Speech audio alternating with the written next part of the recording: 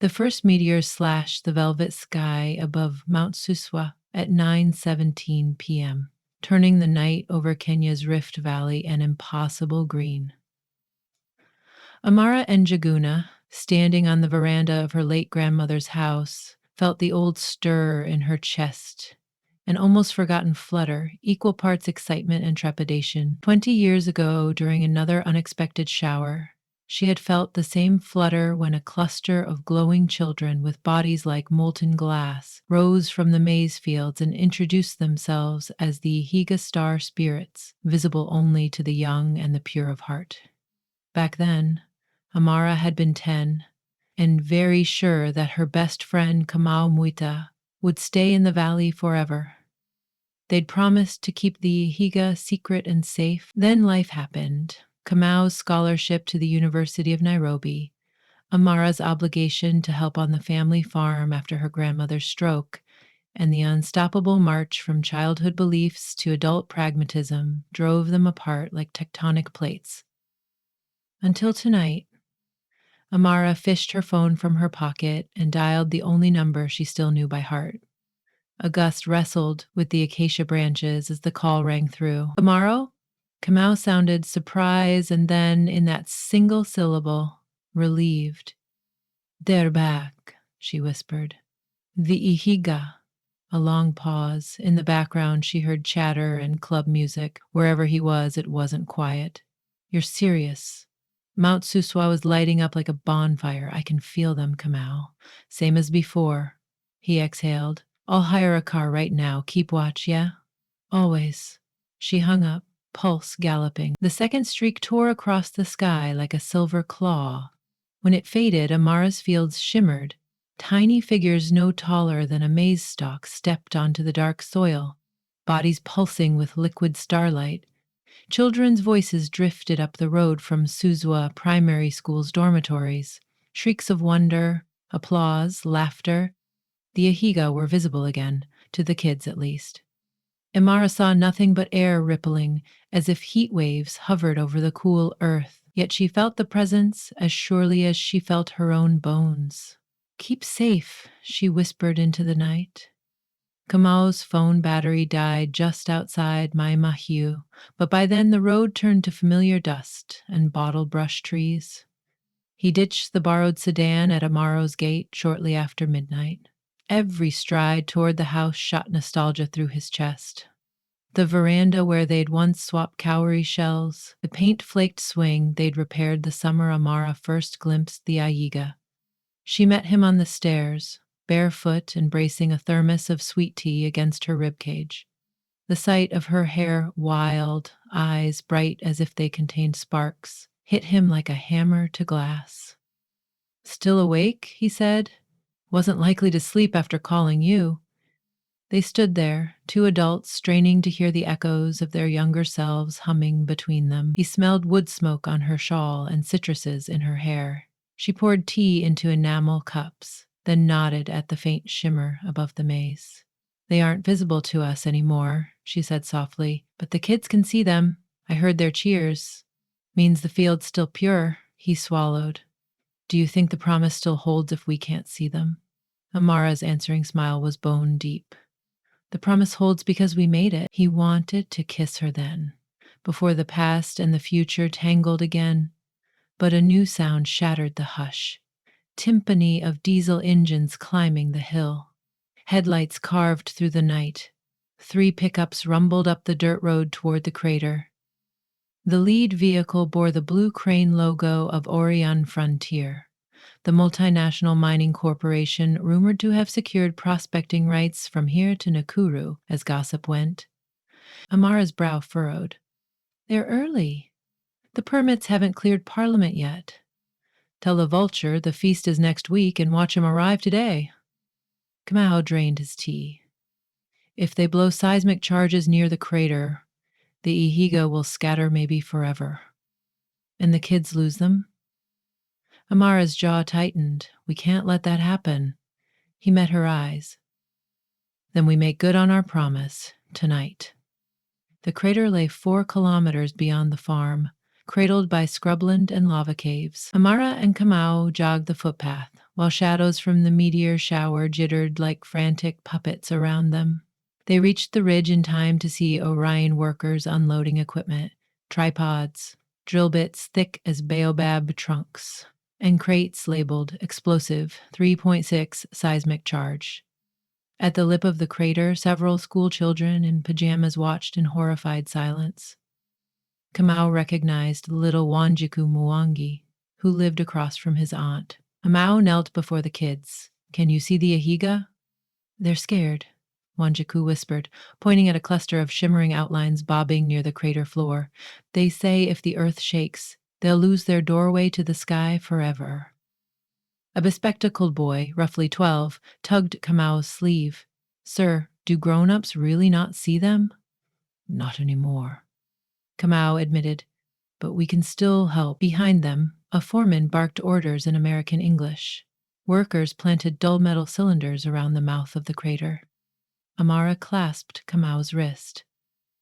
"We need witnesses. Photos, videos, something viral enough to stall Orion. But even if we expose them publicly, the charges could detonate in an hour." "Time for sabotage, then," Kamau exhaled. "Kids, can you guide us to the Ahiga leader?" Wanjiku nodded gravely. "Her name is Lucio. Follow me." The crater descended in basalt terraces slick with dew. With every step Kamau took behind the children, his rational mind warred with memory. 20 years ago, he'd followed a similar procession, only then he could see the spirits dazzling like gemstones. Tonight, he saw nothing but flickers. Yet when they reached a cave mouth half hidden by lichen, Kamau's skin prickled. Inside, voices chimed like 100 bamboo flutes playing in water. Imara inhaled sharply. She could hear them too. Wanchiku spoke to empty space. "Lusayo, these are the keepers we told you about."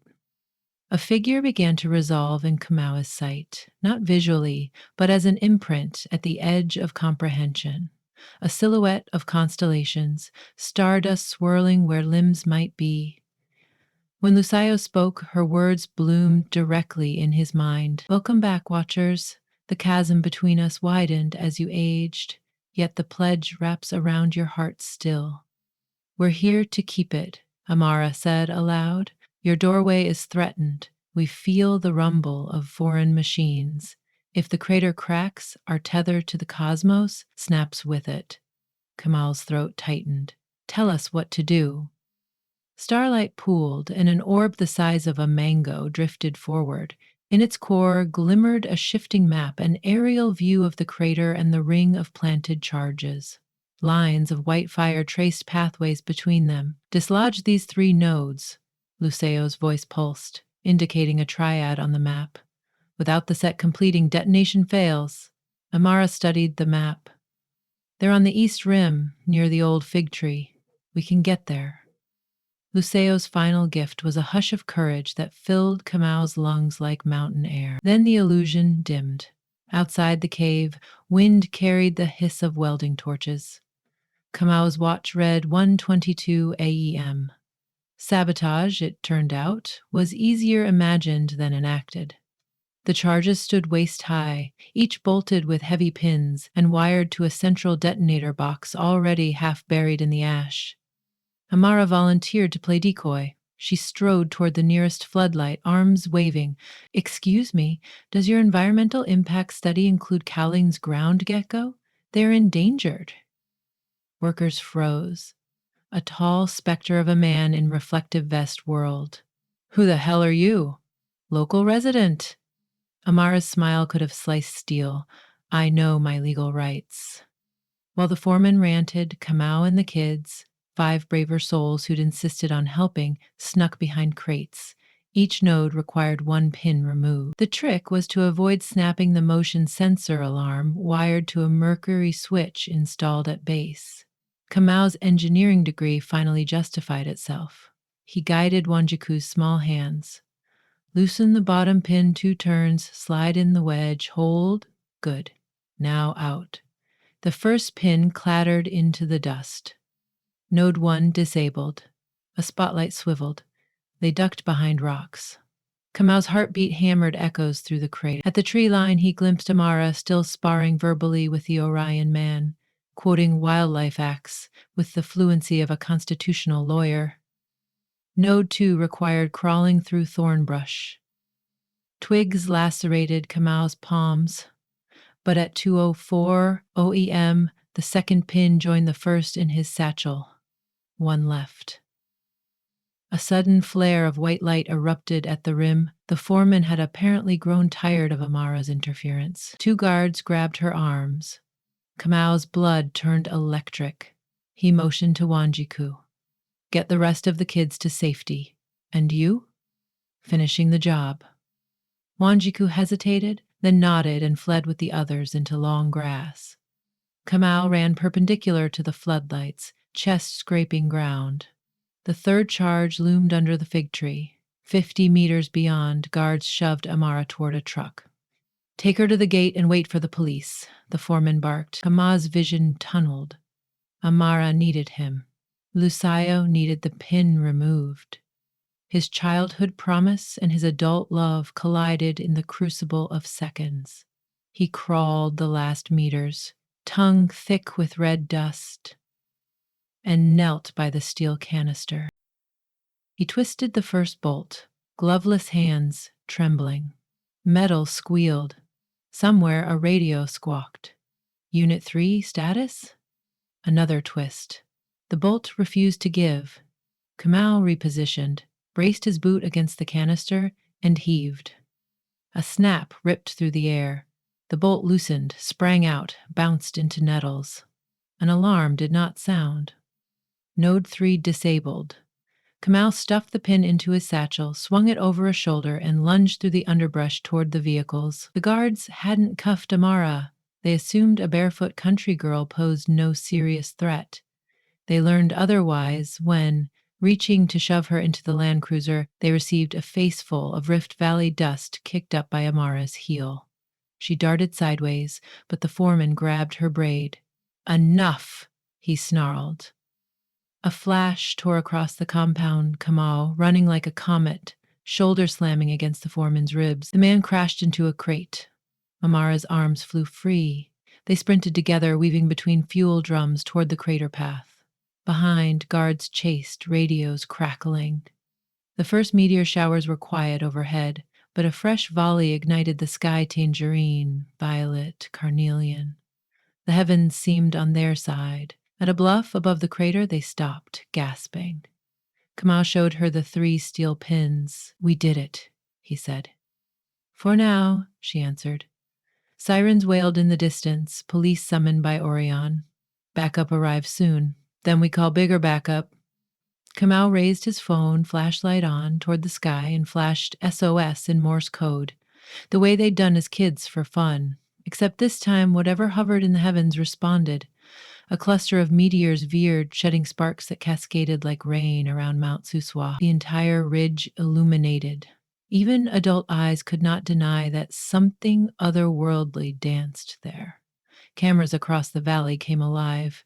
Tourists at lodges, herdsmen with battered smartphones, truckers on the Nairobi-Narok highway. Social media feeds exploded, Saswa lights, star children. Within minutes, national news anchors interrupted programming. Orion's trucks, captured under that cosmic glare, looked sinister. Still, armed police vehicles ground up the slope. Kamau squeezed Amara's hand. Time to finish this for the spirits and us. She stared at their joined hands. Us. All these years, he breathed, voice raw. I thought if I became successful enough, I'd return worthy of you. But the only thing that ever made me worthy was the promise we forged together when we were 10. And how fiercely I've loved you since. Tears glittered in her lashes. Kamau. A tremor rocked the ridge. Floodlights flickered. Then, from the crater, a tower of light erupted, no longer hidden from adult sight. It was Lucio and the Ihiga, their celestial forms knitted into a single auroral column.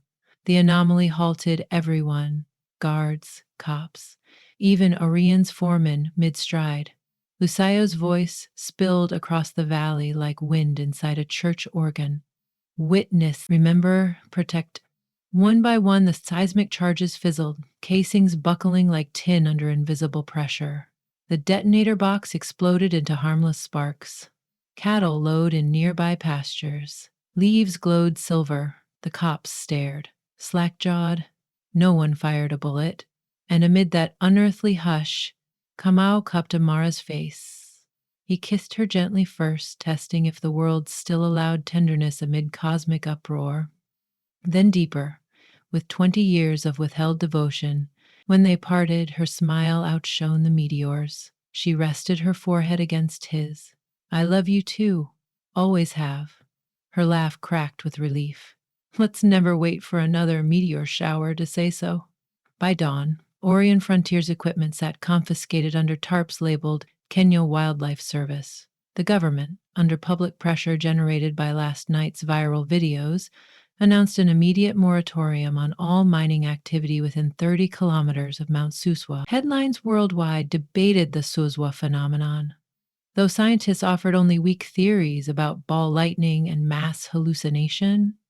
Not one child in the valley doubted the truth. They knew the Ihiga had simply revealed themselves for all to see, gifting adults a sliver of what kids perceived naturally, wonder unmarred by cynicism. Amara and Kamau walked the rim hand in hand, while the sun painted the valley gold. Exhaustion dragged on their limbs, yet each step felt buoyant, wreathed by unseen guardians. As they approached the old fig tree, Lucio appeared, now visible even to their grown eyes. She was smaller than Kamau remembered, no bigger than a goat kid, but her eyes contained star clusters spinning at relativistic speed. She inclined her luminous head. The watchers kept the faith through the long dark. Our doorway holds, Kamau bowed. We are honored. Amara asked, Can adults see you again because of last night? Only those whose hearts chose wonder over fear, Lucio said.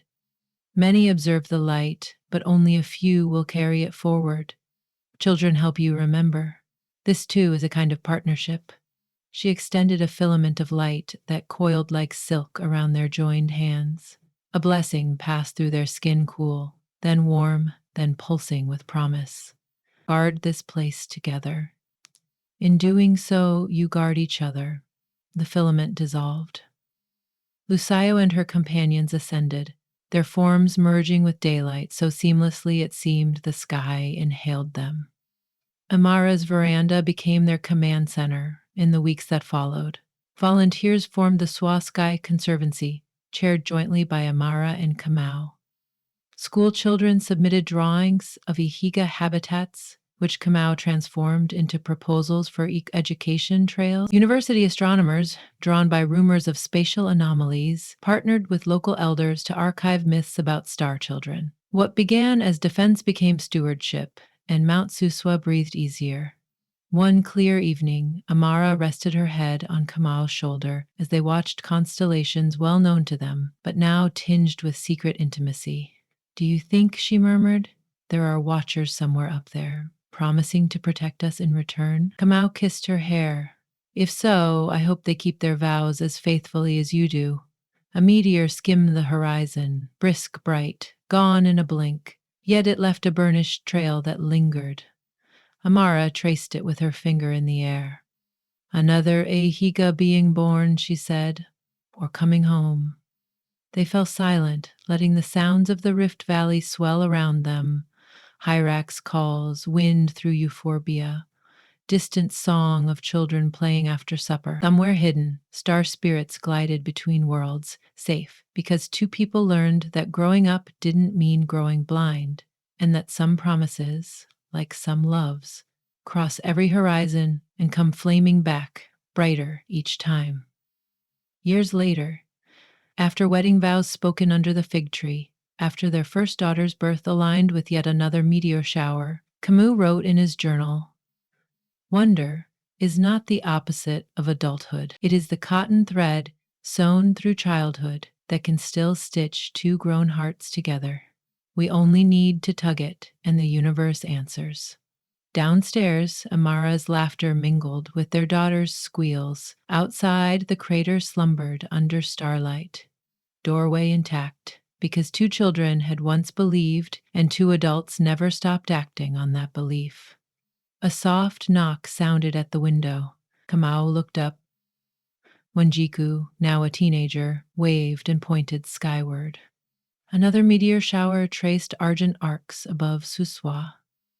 Kamau called Amara, gathered their child, and they stepped onto the lawn, where the grass shimmered faintly, hinting at presences just beyond sight.